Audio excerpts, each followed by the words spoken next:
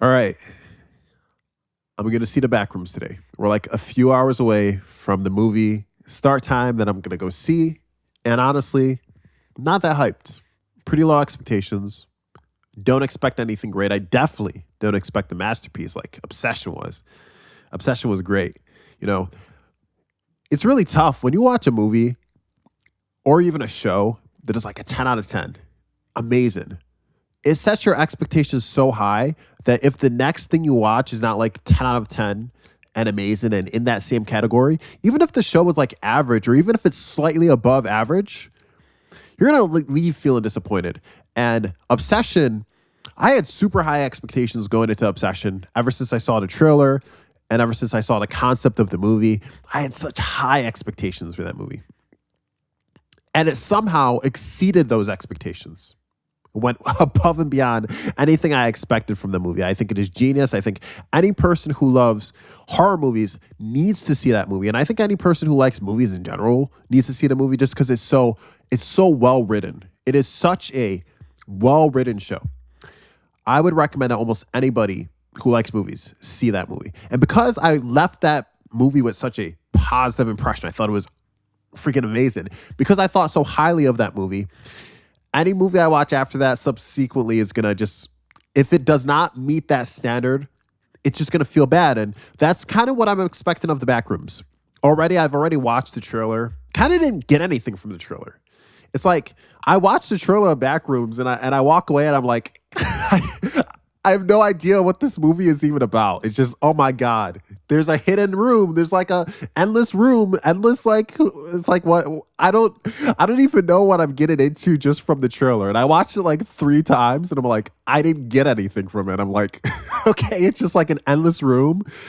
I'm like, it doesn't seem like a plot that has any kind of like potential for complexity or depth. It seems like simple. It seems like it's just going to be another generic cliche horror movie. Oh, some people go into the back room and now there's scary things that happen in the back room. Oh, it's super scary. What's in the back room? Some kind of a monster is chasing them. I didn't see a monster.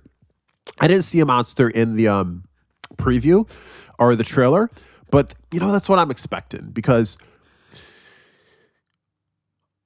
a lot of horror movies kind of like, instead of writing really complicated and nuanced and plots that have depth, a lot of them kind of rely on like these very cliche and generic kind of scares. Oh my God, look at this really scary thing. Oh my God, look at how we killed this character in a very gory way. Oh my God, scary thing is chasing you.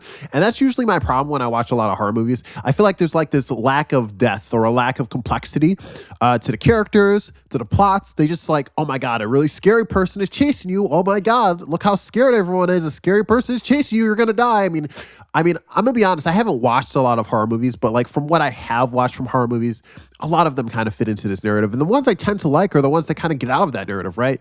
A Quiet Place. And I get it. A Quiet Place is that same narrative, but it has a very slight twist, right? Because A Quiet Place is like, oh my God, scary monster chasing people. Yeah, it's exactly the same narrative. But the difference is that monster is triggered by sound. So you get this really cool movie of like, how can you avoid a monster that can't really see you, but it can hear you?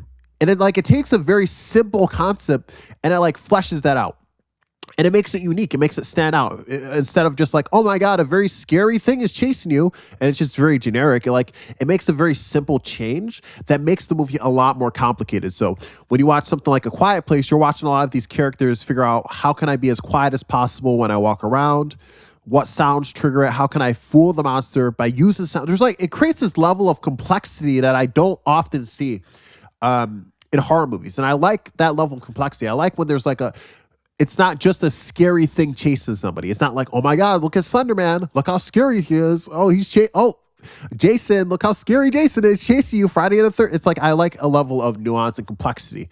And so that's what I got from Obsession. But like when I'm looking at the Backrooms, I'm looking at a movie that I think is just going to fall into that same kind of category. There's going to be a scary monster in an endless room. And what like, you can't, like, what can you do with that plot is just my thought process going into that. A scary monster in the endless back rooms. All you can do is have people run away from the monster. There's going to be no complexity.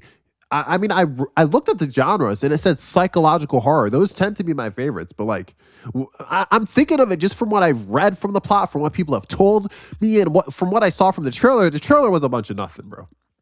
I didn't get nothing. I literally watched the trailer 3 times. I don't even know what the story is about. Just an endless room with a monster that's gonna chase. Like, and I'm just going into Backrooms and I'm thinking, what can you do with that? What can you do with just like an endless room?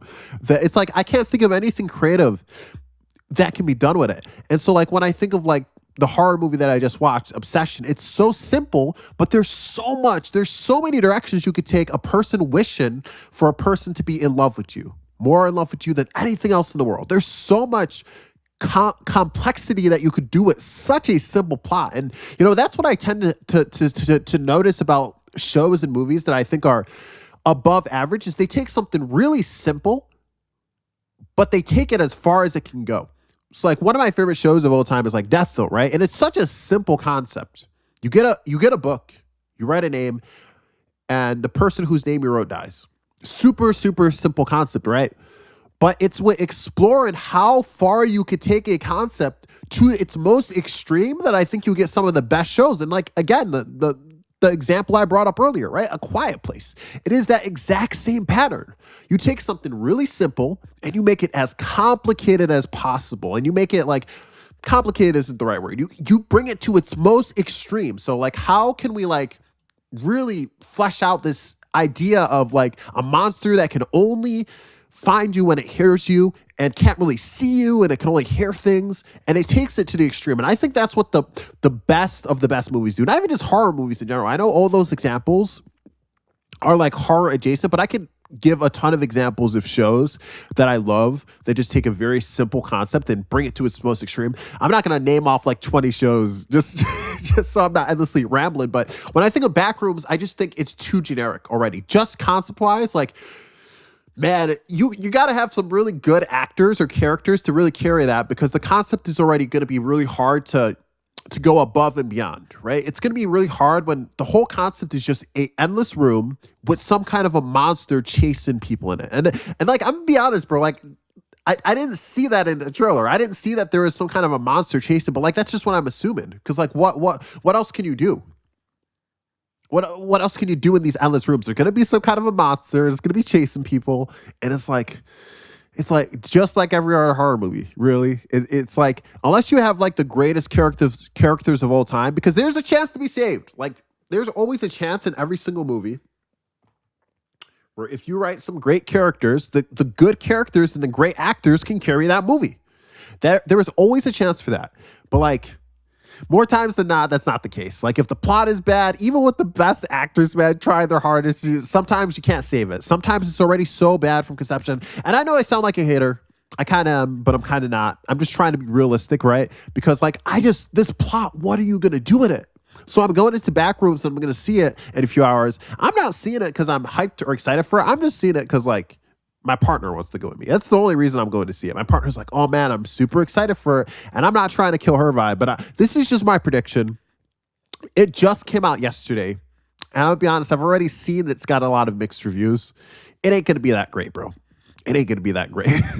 And coming off of Obsession and seeing how great that movie and execution was, and even the show I'm watching right now, I'm just finished season 4 of Invincible, and I've started to read the comics. That's like a 10 out of 10, man.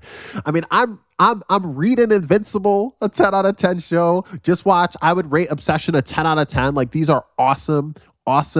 Love them. Great experiences. Obsession is quite honestly one of the greatest experiences I've had watching a movie. I don't think anything compares. I think the closest thing is A Quiet Place, and I think Obsession is better than A Quiet Place. I think they're both really close, especially since the follow-ups, the continuations to A Quiet Place, I didn't like. I thought they were bad. I didn't think they brought anything new to the concept. I thought they were executed just the same thing but worse.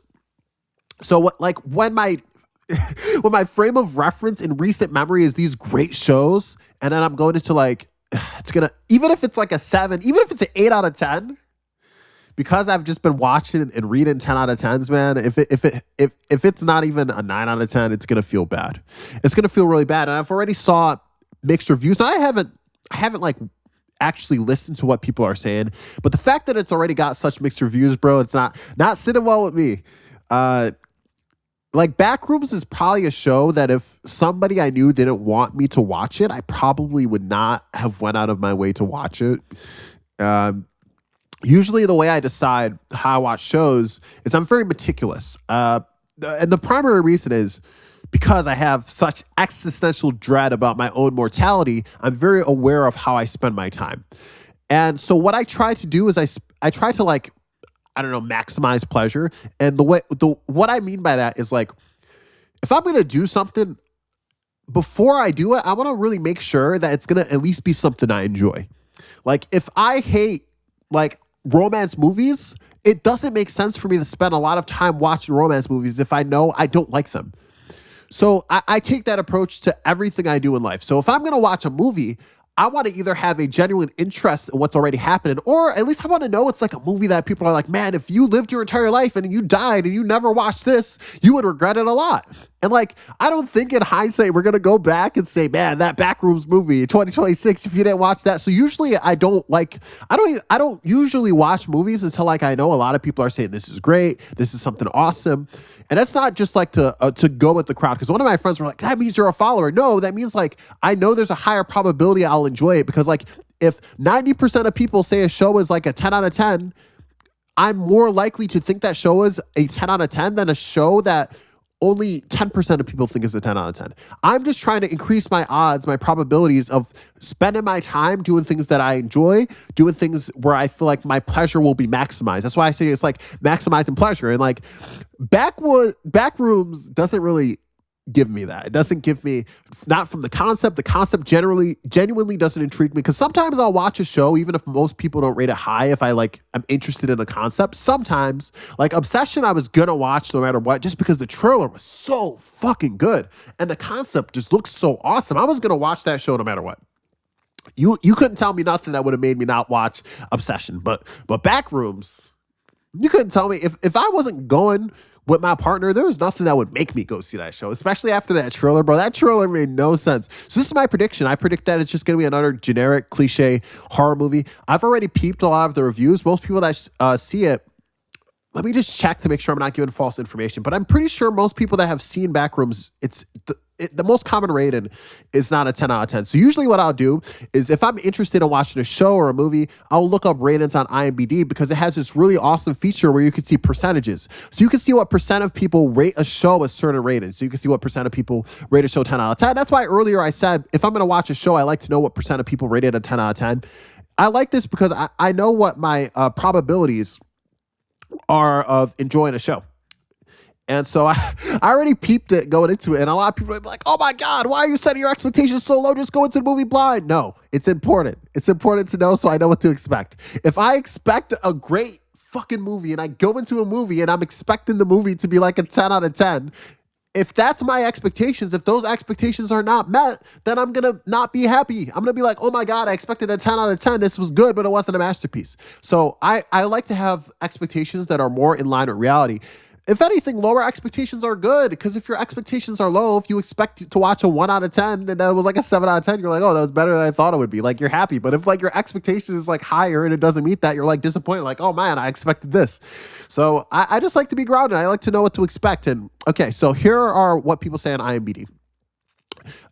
So 17.4% of people that have rated Backrooms say it as a 10 out of 10. It's not high. It's about like 2 out of 10 people that see it are going to think it's a 10 out of 10.